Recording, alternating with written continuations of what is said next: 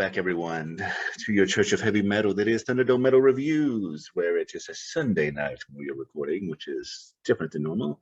I am the Reverend Ben Dangerously, and I'm drinking Whistle Pig 10-year because, fuck it, it's Sunday night. With me, as always, are the Dr. David Pizzo, the Tracy, the Chicken Slaughterer Newport, and Gabe, our special guest Cooper. Gentlemen, how are you doing tonight? It is Sunday, but I'm drinking Buffalo Trace, and I am ready to talk about Iron Maiden more. I feel like in a pie chart of this program, it's like a third Paradise Lost, a third Iron Maiden, a third everything else. So let's do it. We probably are probably getting pretty high on the Iron Maiden at this point. You don't you dare say that's a bad thing. You watch your mouth, Ben, Lindsay. Yeah, I wasn't going to. Just thinking about the number of album reviews we've done. We've done a lot. You kiss your mother with that mouth. Well, if she was, alive, I would. But yeah, I'm just in here drinking that high quality H2O. Yeah. It's because you're communist, Tracy. I'm really excited, guys, because today was also the first day of the Grand Sumo tournament. So I am all in for the zone. The Japan. Well, bask in the glory. Do we want to talk about the cover now while we got it up, or do we want to wait? Yes, we should. Rip the Band-Aid off. Gabe, you should go first because you seem very calm and at peace with it. Look, I've seen some album covers in my time, and this is by far not the worst. I actually kind of enjoy it. It is openly cheesy and culturally appropriative, but it's hey, it's art. It's an art. That's fair. Yeah. And I was mentioning this interview. He's like, yeah, we did all kinds of cultural appropriation. There was a Mayan thing. He was like, list. I'm like, oh, Jesus, Bruce. I mean, Power Slave. I know. He mentioned that too. He's like, we stole Egypt. Anyway, so he's very aware, to his credit. Ben does point out he's a white East London dude born in the 50s. It is badass. I will not dispute that. But the thing that annoys me is actually the font. I find the Fu Manchu Senjutsu more annoying than Eddie. I guess that's fair. Although we did go to a burger joint called White Trash Burgers that used a very similar font that they reappropriated in Berlin. They absolutely did. That place is problematic as shit. Anyway, it's a cool album cover. I just feel like I can't just let this slide by and not say something. No, it is so 80s, but it's also Iron Maiden. It's so 80s, indeed. What do you think, Tracy? Well, when the Writing on the Wall video came out and I saw it and I saw the album cover, I'm like, well, I guess Bruce Dickinson developed an anime fandom and got really into it for a while, and that's how this album came about. You're giving Bruce Dickinson way too much credit in this band, dude. If anybody was the driving force, it's Steve Harris. In the interview, Ben, literally, he said, like, Steve Harris said, what if, like, Eddie was a samurai? And I said, whoa. Like, that's literally... There was a conversation in which Steve Harris and Bruce said, what if Eddie were a samurai? And that is what happened. It's a great idea. And I can imagine that if I drink some more of this, we would be having similar conversations. Yeah, Whistle Pig, Buffalo Trace, we're working on it. So we are. So maybe that is the conversation that led their band doctor like, all right, no more flying Ed Force One, because obviously you can't make right decisions. But good for them on that. I do want to say that not using a goddamn jumbo jet anymore, that is absolutely the right choice. Yeah. Between climate change and the optics of how many artists are starving to death right now, right? Yeah, well, like Bruce flew it himself, didn't he? He did, because he's actually a commercial pilot, but still. Yeah. That doesn't fix the problem, I say. Like, I mean, they're still going to take a jet to across the sea anyways. Yeah, but it's not the across the sea that was the problem. No, and a 747 I don't care, unless their crew and compatriots are 400 or 600 strong, that makes no fucking sense at all. Like, I don't even know the like economics on 747s, but it doesn't involve you and a crew of like 30. It does not. I'm sure that they were using the cargo for a lot of their stage. But still, I mean, that 20-foot tall Eddie's not going to fly himself around. That's for sure. Maybe you shouldn't have it. Anyway, we don't have to get into all that. So this is, it's as all part Gabe of the said, show. This is a cover. And there are many other covers worse than it. And this is an album. So what's the deal with this album, Ben? Well, Whence this album? it was released on 9/3 of 2021. Senjutsu is the title. It is their 17th studio album, recorded in Guillemtel in Paris, France. It was released on Parlophone throughout most of the world and BMG in the US. The producer was Kevin Shirley. It is a double goddamn album that has a runtime of 81 minutes and 53 seconds. The band, you know them, you love them. Bruce Dickinson on vocals, Dave Murray on guitars, Adrian Smith on guitars, Yannick Gears on guitars, Steve Harris on bass and keyboards, and Nico McBrain on drums. So no surprises there. That lineup is actually now the longest they've ever had. From Brave New, I did the math. From Brave New World forward, this is it. Yeah, it would have to be. Yeah. Not the classic quote unquote lineup. This is the longest they've ever been. Well, I mean, is it the only difference in this from like their Power Slave album is the additional guitars? Because everybody else is in the band. Still right? a difference, but I'm just saying this exact lineup is now the longest one they've ever had. But two of those guys left the band. Correct. Between now and then, too. Yeah, Adrian Smith and Bruce. Like, I feel like there's some stuff that happened. Yeah. Also, I want to say, in a different way, it is even more miraculous that this exists than the new Fear Factory. Just in terms of what happened to Bruce Dickinson, the first throat cancer, and then like his knee blew out. Like and it changes his voice a little bit, and I'm sure we'll get into it. But I can't believe they got this done with him. I still thought he sounded fantastic. Me too. As one person said, it sort of almost created like an oaky sort of timbre to his voice, like it. And some of that came with age, but it is a miracle that he was able to knock out this. What did you say? 87 minutes? Was that right? 81. Yeah, 81. 10 minutes shorter than Book of Souls. Yeah, it's a lot of album. A lot of album, and most of them are 7 minutes or longer. I don't hear shit from you guys about album length ever again. Well, there's a difference, Tracy. This is good. It's also interesting just looking at the kind of records they released in terms of the length, but also style. Like this one versus the last two, Book of Souls and Final Frontier. This is pretty long, but it's not as long as it could be. And this one doesn't really have the same kind of epics that some of the early records had that we listened to over time, and you all listened to over time in the discography blasts. I think they did the triple 10-minute ending instead, if that makes sense. You're right. There's nothing that's like, what was the one on Book of Souls? It was 20-some minutes, right? Cloud. Empire. Yeah. Empire of the Cloud. Empire of the Cloud. So yeah, you're right. There's nothing like that, but the last three tracks, each being 10 minutes, is impressive. It's like the last three tracks for themselves are an EP. Yeah. The interesting thing about that, and I guess I'll go ahead and talk about it here, is I really feel, I don't want to talk too much about the tracks here, but I really feel that the last track, instead of being the album closer, is more of a coda. Because I really feel that the album culminates in Death of the Celts. And then, or whatever the next to last track is. The Parchment. Yeah, thank you, the Parchment. And then that the last track is more of a coda to the album. And that's one of the things that I really enjoyed about this. They kind of, to give them credit, whoever sequenced this, sequenced it in a really good way, because the shorter tracks, for the most part, are at the beginning, and they kind of warm you up to that big 10-minute song movement on the second half or the second disc, whatever. Ben, you know who sequenced this album. Yeah, I do. But he did a good job. I love how you're pretending. He's like the Tracy in terms of spreadsheets of that outfit. Like, I mean, I wonder who sequenced this. You know who sequenced it. I'm just gonna throw in a word cloud down for a moment, and then just he sat down the bass and the synth bass, and then got to work. I mean, this album, like Adrian Smith and like Murray, they wrote almost nothing. It's weird. Less than on previous albums. I think this is the first album since while he's been in the band, that Murray didn't have a writing credit, or maybe it's Smith, right. But it's one of the two of them didn't have a writing credit. I think it'd be Murray. Yeah, this one's almost entirely Steve Harris, more even than usual. Which, I mean, it's good. I mean, it worked, but it did.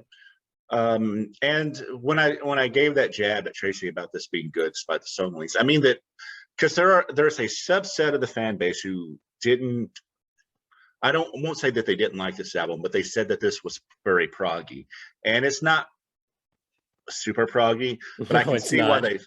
I can see why they say that though, because it is long songs that are kind of jam bandish, that has ideas and movements that flourish.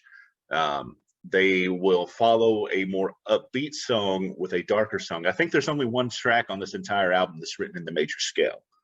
So it's just very interesting to see them give themselves the room to breathe and take an idea that in a more modern prog might be spent 5 to 10 seconds on, whereas these guys are spending 3 to 5 minutes and just following it to a logical conclusion. And I really enjoyed that aspect of the album. It's the structures are very unconventional, as you say. They're like jam songs. There's not. I just think about, maybe Korn. Like we've talked about some bands that really are just sort of chorus bridge, kind of a pop structure. This is not that. Like It's at funny all. though. I kind of found myself missing that, the epic song on this record, and also the not traditional structure, but more compositional structure, because I felt like a lot of it was rambly. The longer songs got rambly, and it felt like they didn't have a real structure to them as a result. So it's totally a different thing from, I think it's a totally different thing already from Book of Souls, and it's even more different from Final Frontier, even though I would say that it's not that they're not true to some Iron Maiden standard on this record. Like I think they do sound like Iron Maiden. It's not that much. They do. But I think the album it sounded most like, and I'm not going to say the songwriting's the same, weirdly, was No Prayer for the Dying. I don't know why. Maybe it's because that's the first one they added Jan Garrick in, and something about the sound quality. I think this album is probably better than that one. Maybe I admit that album's a bit of a hot mess. But also, there were some people who were upset, of course, that this in no way resembles any album from the 80s. Like I think it's even further from those albums in some ways than the 2016 or Brave New World, and that's okay. But it's not. This is not Peace of Mind. It is definitely not Peace of Mind. Yeah, you're missing a lot of like that. They're not as like the galloping franticness that they had in those early 80 albums. For sure. But and for me, listening to this one, the album that reminded me most was Seventh Son of a Seventh Son. I can see that. Because it just seemed to kind of have that much more grander narrative and style and less of that galloping sound, because Seventh Son and Seventh Son had more of that sound as well, similar style as well, where they kind of did leave that behind comparatively and went to their other stuff. Mm-hmm. I think there's enough of the gallop there. I agree. It doesn't sound exactly like an 80s album. And I think that you guys are right. It doesn't have, it shouldn't. It doesn't have that urgency, but they're 40 years older now than they were then. So keeping up that frantic pace, I'm actually really impressed. And I know it's just, let's see them play it live, Ben. But, I was really impressed by not just the length of the song, because they have tended to write over and longer songs, but just the consistency. I know gave your point about that being a little rambly. Okay, that's somewhat fair, and kind of feels a little unstructured in some areas. But the cohesion, at least to me, I was really impressed by them maintaining the cohesion throughout these not super long, but more long format songs. Yeah, I mean, it does fit together. I'm not saying I think the songs maybe fit together as an album, but I thought they didn't. Maybe the individual songs don't together on their own as much as they could. It's interesting that you say the album sort of ends, like the real end is death of the Celts. They could have Parchment. The Parchment. Yeah. Well, I mean, they could have ended the record there, right? And then it would have, you know what I mean? There it is. Like, there's one sort of like, I don't know, critique you could say, like if that's where the logical ending of the album is, then I'm glad it didn't end there. Put that out there, but yeah, like sort of that is like an organic movement, for one thing. Like if you talk about the songs and how they flow together. Go ahead, Ben. But no, you go ahead, Trish. Well, I was going to say I was pleasantly surprised with this album, because I'd listened to Book of Souls about a year ago, and I was not thrilled about that album. I thought it was lacking compared to a lot of Iron Maiden stuff, and I thought it's okay at best. And this album was significantly better, I believe, than Book of Souls is. I was wondering about that because you've been very critical of Book of Souls. You have. I think that was okay. I've listened to this one more than that one just because we reviewed this one. But I guess when we did The Blast, I went forward into some of those post Brave New World albums. Yeah. Why don't you like that album? I mean, not to review it now, but what is it So, about? I mean, and maybe we can get into it, do it actually on a review and get into it. But I think part of it is Book of Souls, and it may be Emperor Clouds ending that album and doing 25 fucking minutes and just because there were times like it's not different enough in that album and within the album itself that a lot of it sounds like it starts to run together as the same song. It just wasn't enough to keep you enticed. Sure. This album though was different, and I think they improved. This album's an improvement over that one. Maybe it was the adversity. I mean, they went through a lot to make this even a thing. Who knows? That was 5 years ago. Yeah, they were all happy then. He held this under wraps for. Oh, sorry. Go ahead. I'm amazed how long they held this under wraps because they had this done like in 20, I think. Maybe 19. I know they started recording at 19. I don't know how long it took them. Yeah. It's also interesting to disconnect, and far be it for me to talk to Nico McBrain about drumming, but he said that like the title for the album and the inspiration for some of the songs was Japanese cultural drumming. Yeah, Kodo. And I didn't really sense that in the drumming, and maybe it was just a loose inspirational thing, and to his credit maybe decided, I'm not that kind of drummer, so I'm not going to mock that cultural thing. It's just an inspiration. But I just found that interesting because I think the drumming on here is solid, of course, but I just didn't really, if I hadn't heard him say that, I wouldn't have made the connection. I almost wish they'd leaned into it more. And I don't I know I'm the one who was groaning about cultural appropriation, but they brought in like Japanese artists. I don't know. I don't want to turn this into a theme album all of a sudden, but I think it might have had a little bit more coherence and punch if they'd incorporated a little of that. But they never really have. I mean, even Power Slave is about as close as you can get. I mean, it would be a departure for them. I'm not trying to turn them into Metallica with San Francisco Philharmonic, but I feel, I don't know. Like because I read that too. I'm like, well, if you're going to say that, where are they? Yeah, exactly. That's what I was thinking too. I know I'm telling you to write it's like some asshole at a conference, like telling you to write the book that he would have written. So I hate to be that person. Again, I like you. I think I'm reading you right, Ben. I like this album. I do. Yeah. Yeah, it's good.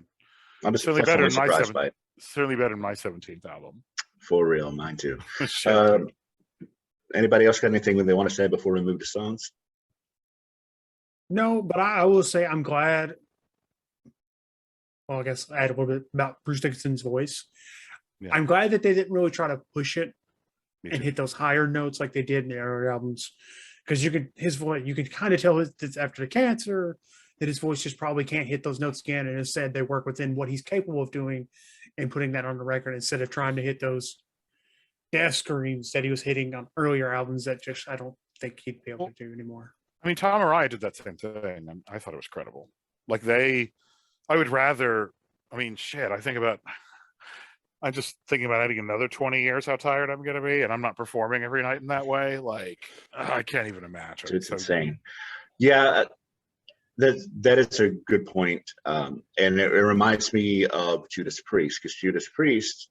Granted, Rob Halford hasn't gone through throat cancer, but even he doesn't hit the high notes the same way anymore, and he's kind of scaled back his own vocalizations. Although I still think he goes for it more.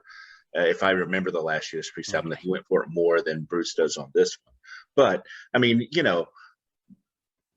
let's be completely honest about it. When you have guys with that kind of vocal capability, them losing a few miles an hour off the fastball isn't going to be that big of a hindrance as long as they realize it.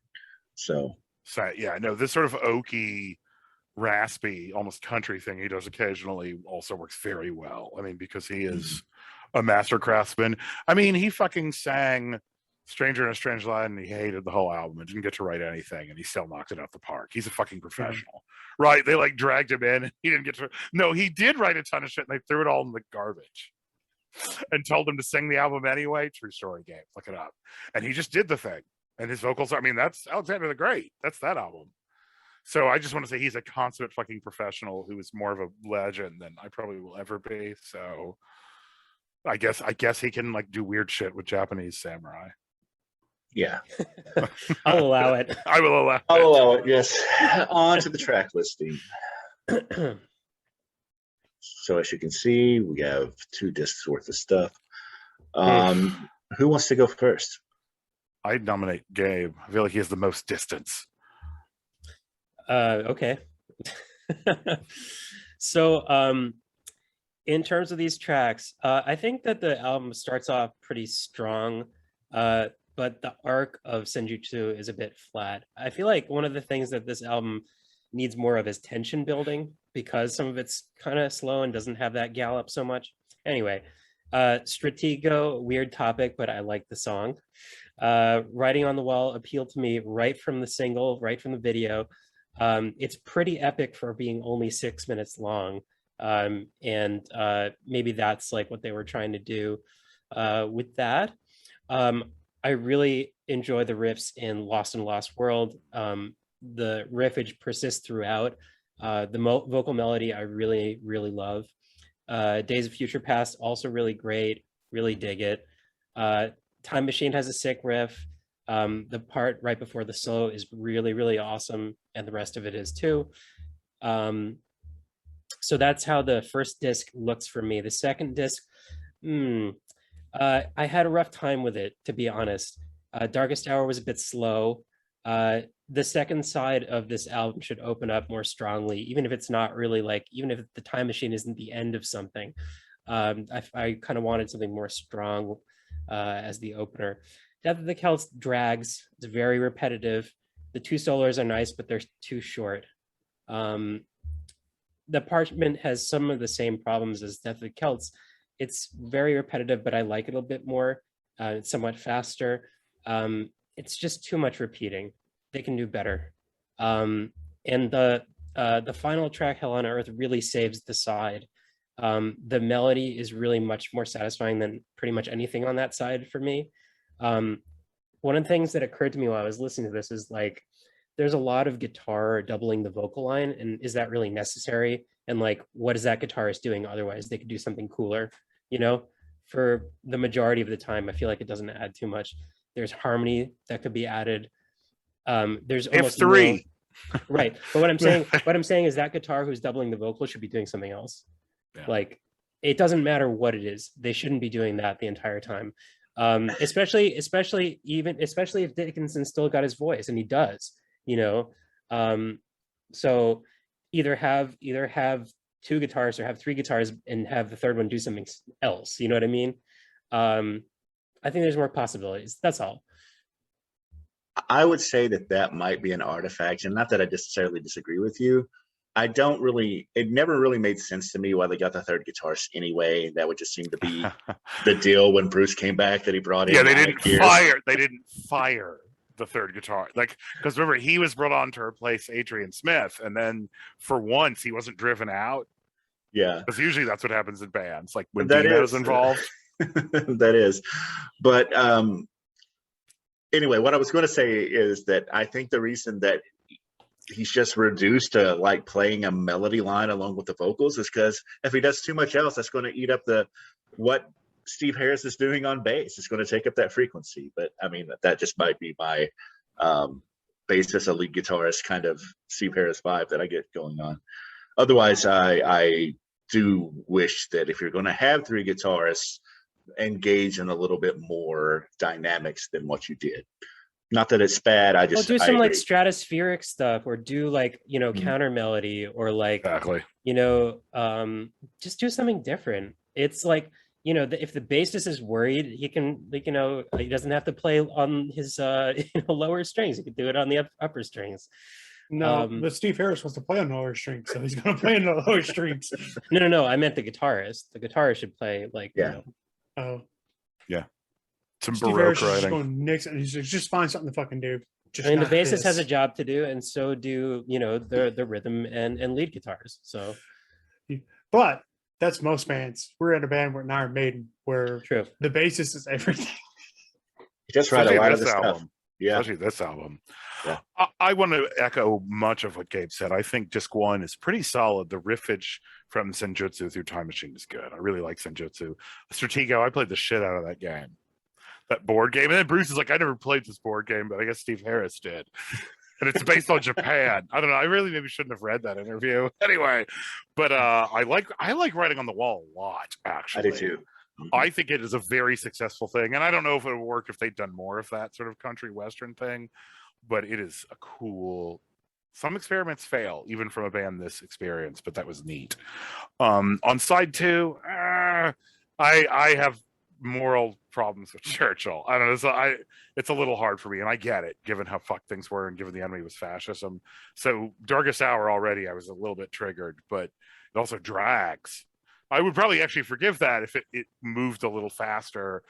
I don't know. It just didn't feel like World War II felt, having been there as I was. Well, to that though, I want to give them credit for not doing another Poor Man's Tail Gunner here. That's fair.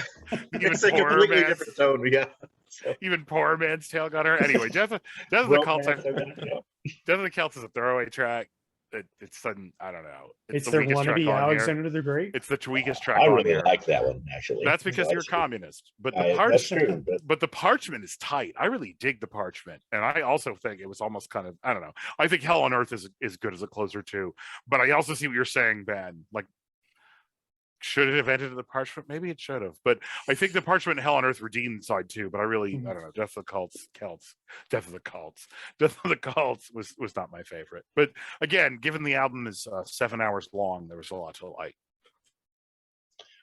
So I have a question, because the Parchment really reminded me of Power Slave. Are you think? Is it because of the melody line? Yeah, I think so. Yeah. Bruce Dickinson himself. He's like, "You want to hear some Egypt shit? Remember Power but Slave?" It's like the harmonic minor scale. Yeah. That was a post ad to the Parchment after they heard our episode about Power Slave. Yeah, they heard how important Power Slave was, so they upped the game. I guess I'll go ahead and go. I think Senjutsu is a very good opener. I think that is probably the one that plays the most in the Japanese area, though, like David said, it's kind of just goes up something pan-Asian. Writing on the Wall, I love that because it was kind of a departure, and I'm an easy mark for that country western shit. It's an Iron Maiden album because we have not one but 2 songs about time travel with Days of Future Past and The Time Machine, both of which I think are very good. Is the second disc somewhat plotting? Sure, but I actually think Darkest Hour is okay. I appreciated that. I understand them, especially of their generation, returning again to the World War II stuff. I completely get it. Death of the Celts, I actually like. The Parchment, I actually think works in some ways more than Power Slave. I do think Hell on Earth is a nice coda to kind of, because I think the Parchment is definitely the highlight musically of the second half, but that Hell on Earth kind of wraps everything up and kind of puts a nice little bow on the album.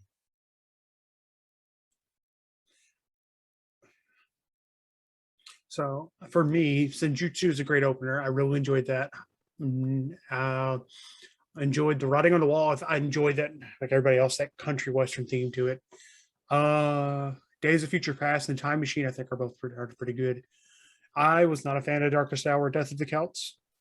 And yeah, the Parchment does sound like the actual Closer's album, Hell on Earth, reminds me if they were to come back out for an encore. Like, hey guys, let's do this, because you can also get the harmonizing and the vocals, like it's kind of more the fan pleaser at the end to get the fans involved as they're on the way out the door.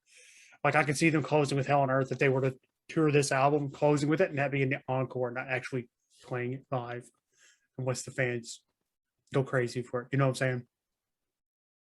I do know what you're saying. That does make sense. And I know a lot of this, they're a touring band and always have been. So I know part of the conception of all of this, and particularly Steve Harris's mind, is how this works live.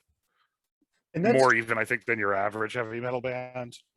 and that's something we haven't really talked about them is, when pirating music came big, Iron Maiden's one of the few bands like, all right, our music's being heavily pirated in Brazil. They want Iron Maiden, so let's go tour Brazil heavily. And they have sold out thousands of like Rio de Janeiro, thousands of like shows there, just sold out packed festivals, like They go there a lot. almost A whole hundreds lot, of yeah. thousands people. And Yeah, that is what Metallica should have done rather than suing Ben Lindsay or whatever for downloading a remix of the Black Album. So before we get into grades, I just want to show the alternate cover for the album here. that should have been the original cover. I think it's like the back cover or something on That's like if intense. you bought the LP. Yeah, that is super duper intense. Anyway, so the grading rubric. I'll go first. I'm going to give this an A-. I really enjoyed this album, and I was kind of surprised. Is it? I think it's a great album. It's too long, despite the fact that the length didn't bother me as bad as it does on some albums. It is still too long. They could have cut at least a track from the side one and a track from side two, and it would have been much, much better. But I still think it works. Bruce isn't spitting fire for obvious reasons that we've talked about. It doesn't have a traditional song structure, but all those things actually add to the charm to me. And for a 17th album, man, I really just enjoyed this. I'll go next. And I was pleasantly surprised with this album compared to how I felt about Book of Souls. So I'm going to give it a B+. I wonder if it'll show up on anybody's end of year list as well, or we can talk about that after the end of the episode. I'm going to jump in just because I'm just not original in any way, and I too am going to give it a B+. Because I like it just as bad, and I guess Tracy does apparently. It just, as you heard what I said, it just drags a bit towards the end there. And on more listens, I do think this is the kind of album that there's so much going on and so many ideas. I think more listens would help. But it's a B+ for me. It's good. If you like Iron Maiden, you should get it. Yeah, I mean, I'm a relatively new fan, so unfortunately, I don't think I like it as much as you guys do. I listened to this a few times, and then I also went back and listened to Book of Souls, which I ended up liking better. And even Final Frontier, which is a totally different record, has some real bangers on it. So I'm gonna say that this disc should not have been a double disc, flat out. Especially because their last record was a double disc. Maybe we should have a moratorium on double discs, like if you've done one in the past 5 years. But in any event, I would say be trending towards B-, like 82, 83, something like that. That's in the ballpark. We've got like a 92 to 82 sort of range. I mean, we're within a letter grade. I'm just thinking about norming grades with a bunch of. We're all TAs. I mean, there's the a same lot class. there's a lot to love here. I wouldn't say it's a failure by any stretch of the imagination. But there are definitely some pieces of it that I just think don't work at all. Yeah, that's fair. I agree. So do you think this will be an end of the year album worthy? From It'll where be in we're my top. sitting at? It'll certainly be in my top 25. I don't think it's going to be in my top 5. I think at least one, actually, I would say 2 other metal giants who also put albums out this year are better. And it would not surprise you who with those 2 would be, but we'll get into that later. It'll probably be in my top 25 because I can't imagine there being 24 other albums that I give A's this year. Yeah, for sure. I'm not going to say anything right now because I don't know yet what's going to be in my. Who knows? I know you guys are way ahead of me on that one, but as I said, I'm slowly catching up. So. Gabe, anytime you feel bad, just ask Tracy to show you his 300. Like, No, I got this sorted by how many chickens died as I was listening to each one. That's important he information. Me to show you his list of this is my initial listen list, and then these then get to go onto this other list, which is my re-listen list, and from my re-listen list, this goes into my consideration list. Tracy, I hope you're not giving that information away. That's valuable stuff right there. It really is. Like, I wish I could create a algorithm that would just do it for me. An Al Gore rhythm. But oh well, it is what it is. Is it in consideration for album of the year? Well, I'll listen to it again. and rank it, probably. Will it be in my top 25? Probably not, to be honest. That's fair. You listen to a lot Okay, more we'll albums see. than us. We're not. I'm nearly as not. cool as I'm not you. offended. Yeah, no, I'm I'm not offended, offended. Gabe. I'm super pissed. Steve Harris says, "How dare you, Tracy?" Yeah, he will show up at your door with his samurai sword that he made out of tinfoil. But that's actually Chinese, and then suddenly, like, Yeah, Power I bought Slave this is in Hong happening. Kong, and so it's like that's not Japan That's not Japan. I know the northern or Britain plains anymore. or Yeah. the nomads. I'm like, that's China. You're What like, is here's your happening? grade, and like slices you in half with a samurai sword. I'll give you a grade, Tracy, but then Tracy just reincarnates because of the spreadsheet, and That's it right. just. It Here's keeps me 15 alive. backups. Oh, Tracy, what are we doing next, man? Next, we have a wild random came in, and we're looking at Dreadnought's 2019 release, Emergence. Was That's it a- really a random? That's it a was a random. I even shared the screen with you guys to see the process. Tracy. and It's it such a was cool random. Tracy. It's such a cool title. I'm sure it's very good. That's what I'm Turn gonna in to say. find out. Thanks for tuning in to Thunderdome Metal Reviews.